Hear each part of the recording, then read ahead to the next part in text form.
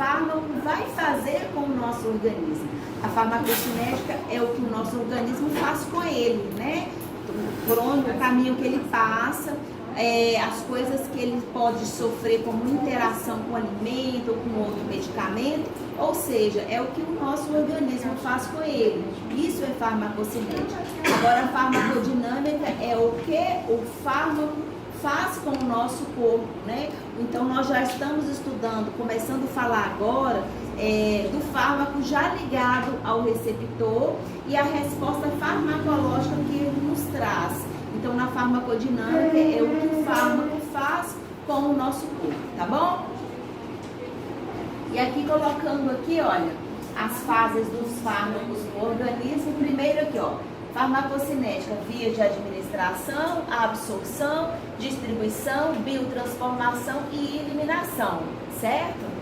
Isso é farmacocinética. Agora, né, chegou aqui, ele entrou no nosso organismo, nós vamos estudar farmacodinâmica, que é o local onde ele vai agir, o local de ação, como que ele vai agir, o mecanismo de ação e os efeitos que ele vai trazer, que é a resposta farmacológica, tá? Então, quando chega aqui na farmacodinâmica, ele já se encontrou, se ligou a um receptor na superfície celular.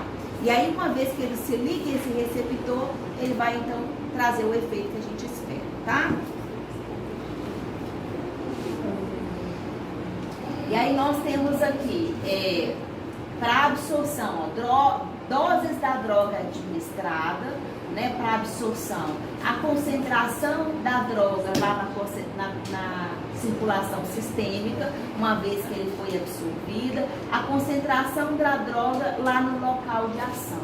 Aí, quando a gente tem essa concentração da droga no local de ação, a gente tem a biodisponibilidade daquele fármaco no nosso organismo. E aí a gente vai analisar o efeito farmacológico, a resposta clínica, e dependendo dessa resposta clínica, a gente vai ver a eficácia ou a toxicidade daquele fármaco. Ok? Tranquilo? Então, tudo isso aqui a gente viu lá. Então, bora lá para a farmacodinâmica, que é essa parte aqui. Até aqui, farmacocinética. Daqui para cá, né, efeitos farmacológicos, farmacodinâmica. É como se fosse um resuminho aqui do que a gente falou, né? Esse primeiro quadrante aqui, olha, absorção, distribuição, eliminação, farmacocinética. Aí, a partir do momento que eu estudo os efeitos do fármaco, farmacodinâmica. Eu vou enviar esses slides para vocês. Vou enviar hoje ainda, e aí eu até amanhã eu formulo as questões para enviar. Já tem até formulado aqui. Só vou dar uma enxugada para enviar para vocês já irem, então. E que dia que vai ser a prova de 20, já que adiantou a prova de 40? A de 20 é no dia 17 e 27. 17. Vou voltar o feriado. De 17 outubro. e 27 de outubro. Semana que vem é feriado. A de 20 continua na Mas aqui, mesma data, semana só que de vem, segunda e terça tem aula. Vocês não vão vir na aula segunda e terça, não? Segunda eu venho, terça não. Segunda eu trabalho, agora terça não tem nada. Dia 17, foi quinta-feira. Porque na terça-feira é que eu pretendo concluir isso aqui, gente. Eu te E aí, gravo, eu te quem não gravo. vier, então? Eu te gravo. Quem não vier, então, envia o slide para vocês, então, estudarem por eles, né? Eu vou vir, aí eu gravo também e jogo no grupo. Vi. Então, vamos lá. Ô, gente, vocês se importam se eu ficar sentadinha aqui hoje? É porque eu tô com Aí você manda logo as perguntas, a gente já adianta. eu caí, você acredita? Torci o pé e machuquei o joelho. Põe uma cadeira para você esticar a perna. Aí meu joelho tá um pouco inchadinho. Então vamos lá, olha só, a farmacodinâmica. Após ser absorvido e metabolizado nas etapas que compõem a farmacocinética, o fármaco chega ao seu sítio de ação, que são lá os receptores que tem na superfície dos tecidos, né? Chegam lá ao seu sítio de ação, através do qual desencadeia uma série de sinalizações químicas que resultarão nos efeitos no corpo. Em outras palavras, farmacodinâmica é a área da farmacologia que estuda os efeitos dos fármacos sobre o corpo, né? Então, antes a gente estava falando o que o fármaco fazia com o nosso corpo fazia com o fármaco. Agora já é o contrário, é que o fármaco vai fazer com o nosso corpo, tá?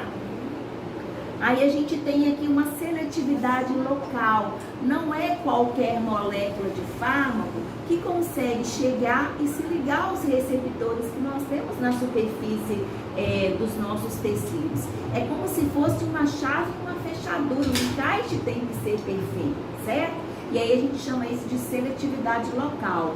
Se tiver qualquer parte da molécula que não tem afinidade, que não se une, né? Aí o fármaco vai passar por aquele receptor sem ligação. Aquele receptor vai continuar livre. Uma vez que ele encontrar um receptor que tem afinidade com ele, aí sim, ele se acopla numa ligação perfeita, correto? É como se fosse uma chave, uma fechadura. Depois de ser absorvido, vai fazer uma ligação, e é uma ligação química, né? No nosso corpo, como é dentro do nosso corpo, a gente fala ligação bioquímica, porque ela está ligando com moléculas biológicas e moléculas químicas, que vai fazer um efeito biológico no nosso corpo. Depois de ser absorvido, os medicamentos entram na corrente sanguínea, circulam por todo o nosso corpo e interagem com as células ou com os tecidos, nos quais eles produzem os efeitos desejados, que são os sítios de ação, os locais de ativação. Essa interação é chamada de seletividade, né? É seletividade porque não é qualquer receptor que vai aceitar a ligação com aquela molécula de fármaco ali. Medicamentos relativamente não seletivos afetam muitos tecidos e muitos órgãos diferentes. E um exemplo aqui é a atropina, um tipo de fármaco, né? Que é um medicamento administrado para relaxar os músculos do trato digestivo, mas também pode relaxar a musculatura dos olhos e do trato respiratório. Ou seja, lá nos tecidos nós temos receptores, né, que vão se ligar a moléculas de fármacos como a atropina, porém nos demais tecidos do nosso corpo a gente tem aquele mesmo tipo de receptor. Por isso que nenhum fármaco faz um efeito só.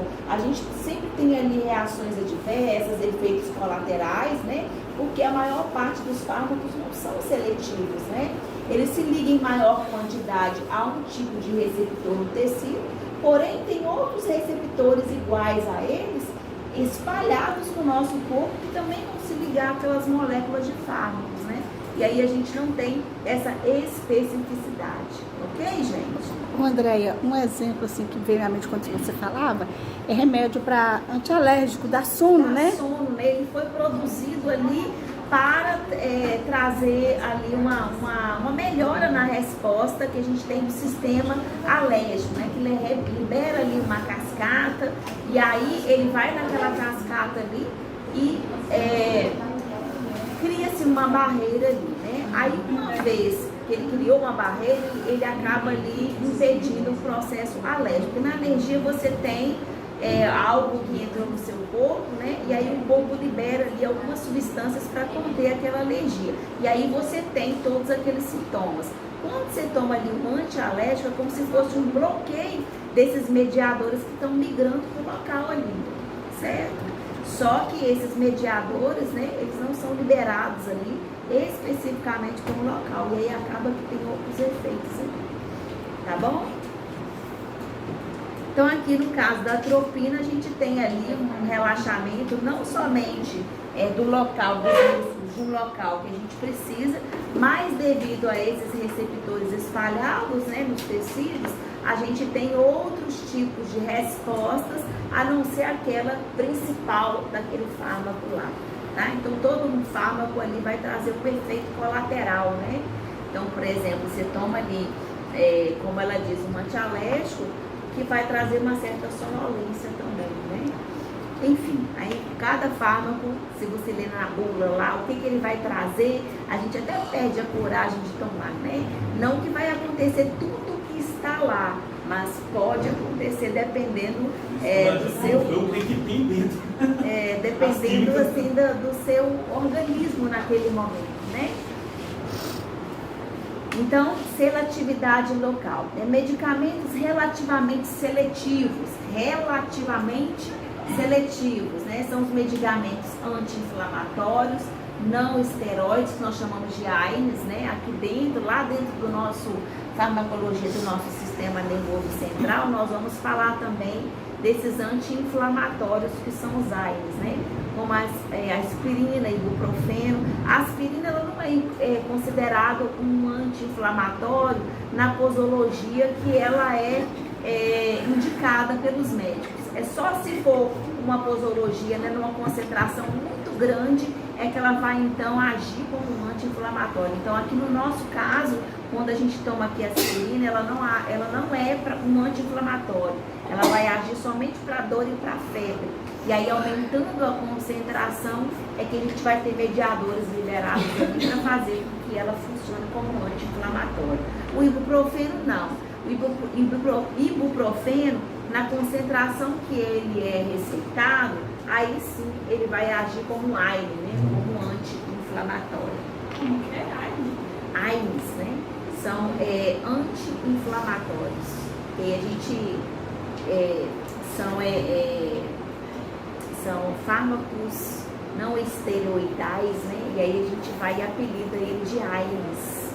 E tem esteroidais e não esteroidais. E aí a gente, no estudo ali dos fármacos anti-inflamatórios, né? Aí a gente vai falar por que ele é esteroidal e não esteroidal.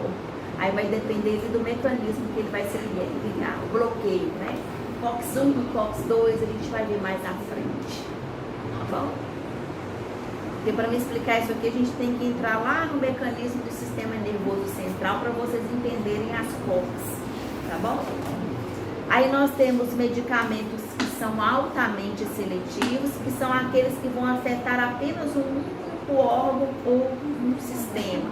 Então, por exemplo, a digoxina, que é um fármaco para o coração, né? Que é administrado no tratamento da insuficiência cardíaca. E ele afeta principalmente o coração, aumentando a eficácia dos batimentos. Então, esse é um fármaco que a gente fala que ele é relativamente seletivo, né? Porque a janela terapêutica dela é bem curtinha, a dose que é indicada é muito próxima da dose letal.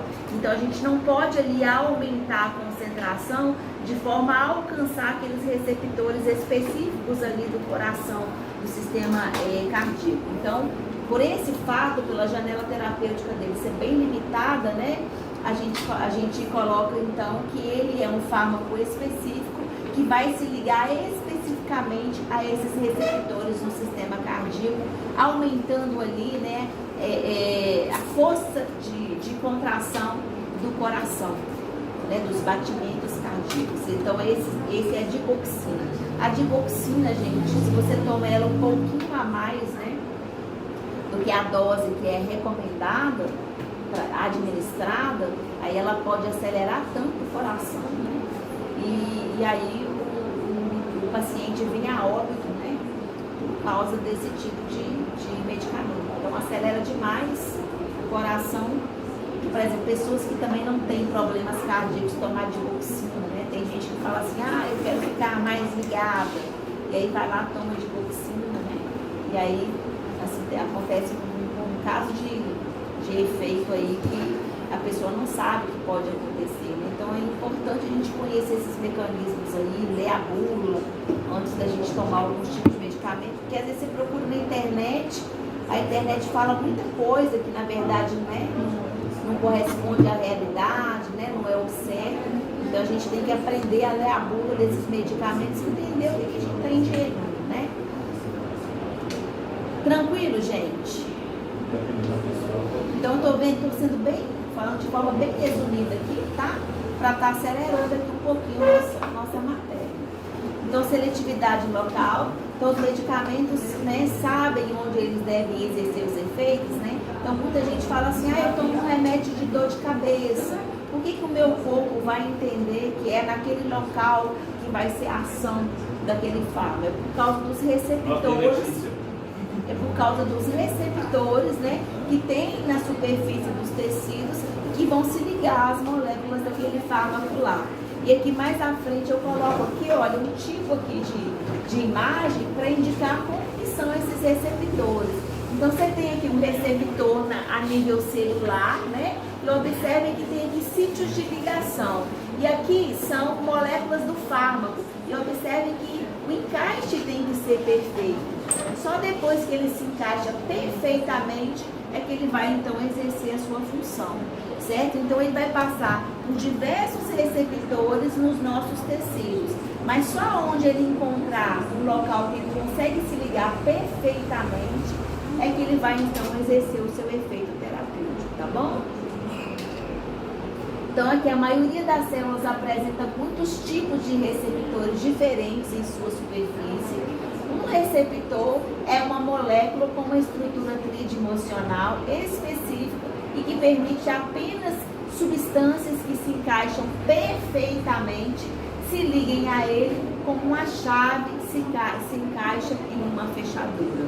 Né? Uma vez, por exemplo, que eu tenho ali um receptor, né, que tem ali, por exemplo, 2 entradas e você vem com fármacos que tem ali 3 moléculas ali para se encaixar, né? O encaixe não vai ser perfeito, né?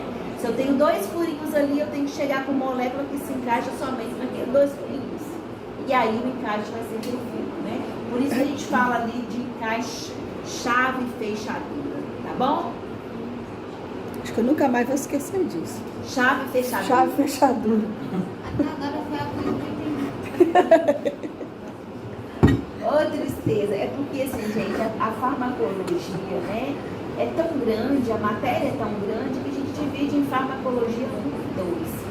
Aqui dentro da psicofarmacologia entrou a farmacocinética, que é a maior parte da farmacologia, e a farmacodinâmica, e a terceira etapa, né, os psicotrópicos.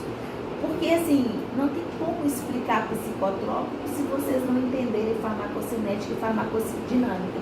Porque lá nos psicotrópicos nós vamos falar de receptores, né? Farmacocinética, como que ele chega, qual que é o mecanismo de ação.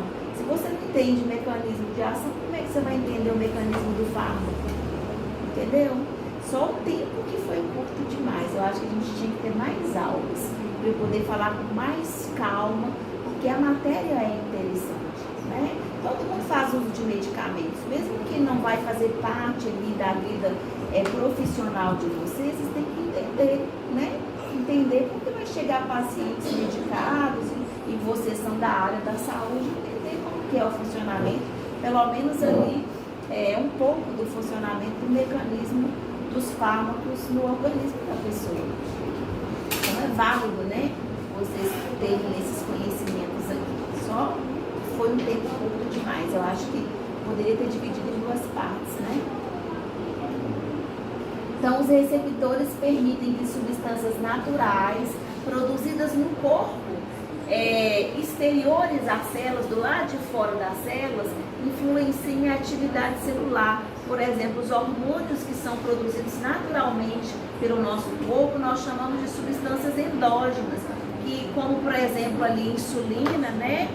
Que é produzida pelo nosso corpo, são substâncias endógenas. E aí, uma vez que o pâncreas ali produz insulina, aí o nosso corpo vai ali movimentar esses receptores, né? Vai mandar sinais para esses receptores celulares para que eles possam absorver a insulina ali que foi produzida, né? Aí os pacientes, por exemplo, que têm diabetes, não têm receptores ali suficientes para poder entender que está chegando aquela grande quantidade de açúcar ali no sangue. Então, os receptores, eles sinalizam, se abrem para poder receber essas moléculas ali de glicose, né? Porém, como eles não têm receptores suficientes na superfície celular, vai ficar uma grande quantidade de glicose livre, né?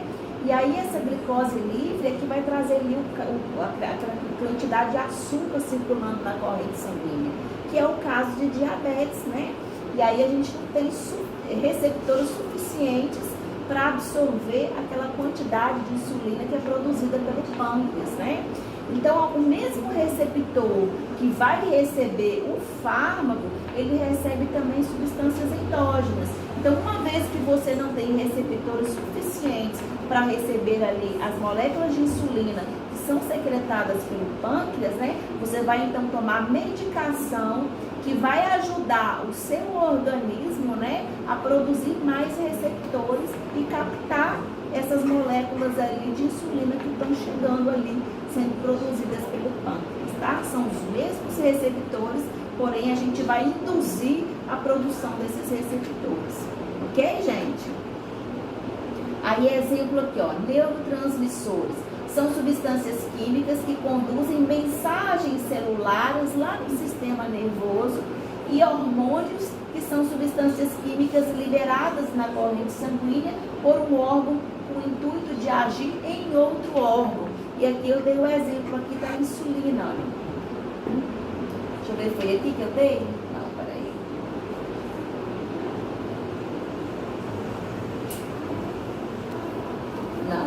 Não dei, tirei.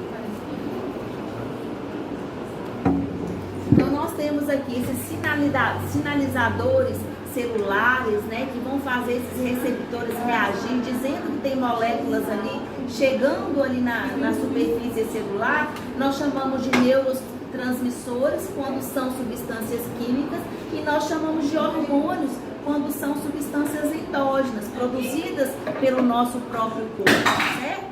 Mas vão se ligar, tanto as substâncias químicas como os hormônios vão se ligar aos mesmos receptores, ok, gente? Olha, os neurotransmissores, o que são os neurotransmissores? Os neurotransmissores são substâncias químicas como os fármacos, né? E eles são chamados de neurotransmissores quando eles estão do lado de fora da célula, como os fármacos, chegando para se ligar aos receptores. Quando são substâncias químicas, nós chamamos ali de neurotransmissores.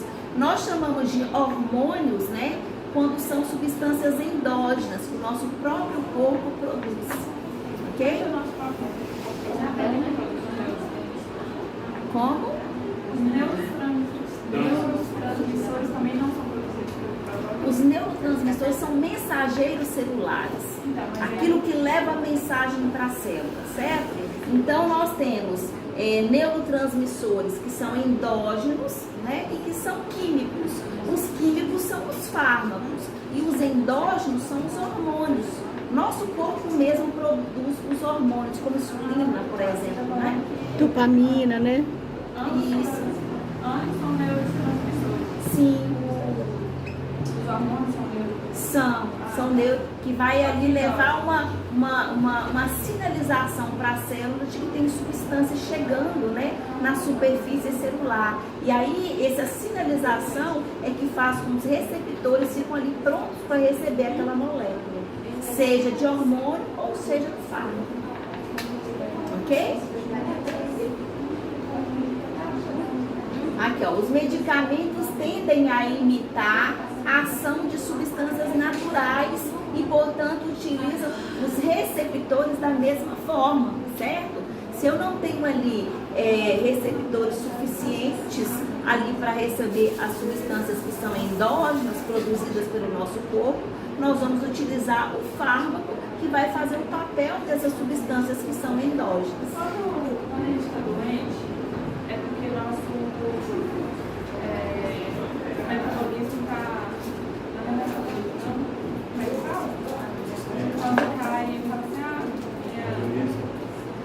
Ó, quando você está doente, tem alguma coisa no seu corpo que não está funcionando da forma que ele tem que funcionar. Pode ser, por exemplo, uma bactéria que está tirando uma função de determinado tecido seu. Pode ser um vírus, né? Então, assim, infinidade de coisas pode te deixar doente. Imunidade. Imunidade. Quando a gente está doente, independente da doença, porque a imunidade está baixa ou não? Quando você está doente, né, aí nós temos o nosso sistema imunológico que vai tentar fazer a reabilitação do seu organismo. Se for, por exemplo, uma bactéria, O nosso sistema imunológico, ele vai mandar ali substâncias que vão ali tentar pegar aquele corpo estranho, que é a bactéria, né? E tirar do seu organismo, seja vírus, não. O vírus, geralmente, quando, por exemplo, quando ele manda ali substâncias para poder estar liberando o nosso corpo daquele corpo estranho, né, como vírus, e bactéria, a gente já tem um outro mecanismo para estar fazendo isso, né? Então a gente toma, por exemplo, antibióticos, né? Os antibióticos têm meios ali do nosso sistema imunológico levar para aquela bactéria substâncias capazes de causar lise, né? E trazer a morte ali daquela bactéria pela lise dela. Ele pega ali a parede celular daquela bactéria, rompe e tira ali todo o material genético dela. Então ela causa ali uma ruptura e aí o nosso corpo consegue então liberar. Agora, quando você não toma um antibiótico, né, aquelas bactérias se multiplicando dentro do seu organismo, vai criando meios de proteção do seu sistema imunológico. Aí, tanto que tem alguns tipos de bactérias que já conhecem, né, as moléculas dos fármacos, e aí elas criam ali uma proteção, né, um encapsulamento, de forma que o fármaco não consegue lesar ali aquela cápsula e chegar até ela. E aí tem que ter fármacos, né, antibióticos específicos para cada tipo de bactéria. O exemplo que você fala sobre o medicamento que tende a imitar a ação da substância natural é, por exemplo, a insulina. No corpo não consegue mais produzir a insulina. Isso, aí precisa recorrer aos mecanismos fármacos para poder fazer o papel de substâncias endógenas que não estão mais sendo produzidas pelo nosso corpo. Que é a falência dos rins, né? Que fala isso também. Então, o fármaco faz aquilo que o nosso corpo não está conseguindo fazer naturalmente, né? Os receptores que ele vai ligar são os mesmos que ligariam as substâncias endógenas produzidas pelo nosso corpo. Tá bom, gente? Aí aqui um exemplo aqui, olha, a morfina e a analgésicos relacionados agem ou afetam os mesmos receptores cerebrais utilizados pelas endorfinas e substâncias produzidas pelo corpo para ajudar a controlar a dor. Ou seja, né, nós temos ali substâncias que vão se ligar a alguns receptores, né, e bloquear ali um quadro de dor que está sendo produzido pelo seu organismo em decorrência de alguma enfermidade ali. Então, ele vai se ligar a receptores que já existem ali no seu corpo. Ele não cria ali mecanismo dentro do seu corpo. Ele já se liga a receptores que já existem, que estão ali para se ligar a substâncias endógenas. Como essas substâncias não estão sendo produzidas, os fármacos que você tomar vão se ligar a esses mesmos tipos de receptores na superfície celular. Ok, gente? Esses remédios tiram a dor, né? Servem para tirar a dor. Como que é a dinâmica para fazer com que a gente não sinta? Ele se liga a um receptor que vai estar ali relacionado ao sistema nervoso central, que está relacionado à dor, né? Ele vai então, diminuir o sistema central. Isso, aí ele pega ali, ele deixa de enviar aquela resposta ali, e aí diminui ali a dor. Nós vamos ver isso na próxima aula que a gente falar na farmacologia do sistema nervoso central, vocês vão entender melhor essa parte, que é bem interessante. Queria ter dado. Eu posso também depois enviar esses slides da farmacologia para vocês, que estão bem explicadinhos, né? Escrever mais coisas dentro para que vocês tenham lá com vocês o que eu tinha para dar, né? Ou então, se vocês têm acesso ao Teams, eu colocar lá no Teams para vocês. Tem no Teams. Mas eu ouvi falar que o Teams não está funcionando, né? Hoje mesmo, no portal mesmo. Porque eles atualizaram o sistema e aí não estava funcionando lá o sistema. E aí, então vamos fazer assim, então, né? Hoje essa aula já acabou, daqui a pouco eu tenho que ir para outra sala. O que nós vamos fazer? Eu já vou mandar, né, esse slide para vocês da farmacodinâmica e farmacocinética e também uma lista de perguntas, né, para vocês irem respondendo, para a gente aí exercitar o nosso conhecimento dessas duas coisas aí. Aí, baseada nessa lista de atividades, é que eu vou dar a prova de 20 pontos, certo?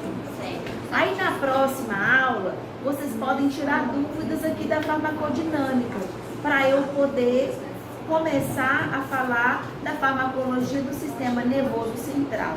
Pode ser assim, gente? Pode. Então, beleza. Aí, de quebra, a gente já avalia vocês nessa atividade que vocês vão fazer, tá? Então, duas atividades. Essa que eu vou enviar, que é um roteiro que vocês vão responder perguntas sobre a farmacocinética e farmacodinâmica. E a terceira atividade é o psicotrópico, que vocês vão falar da farmacocinética dele. Aí vocês podem escolher o psicotrópico que vocês quiserem falar, certo? E vão falar do mecanismo de absorção, distribuição, metabolização e excreção, ok? Psicotrópico, Qualquer um que vocês quiserem. como é que vai ser? Dupla, individual? Individual, porque essa turma é pequenininha, né? Qual deles que você vai postar? Os 3? Eu vou enviar, posso enviar para você, Andréia? Que aí a Andréia distribui para você.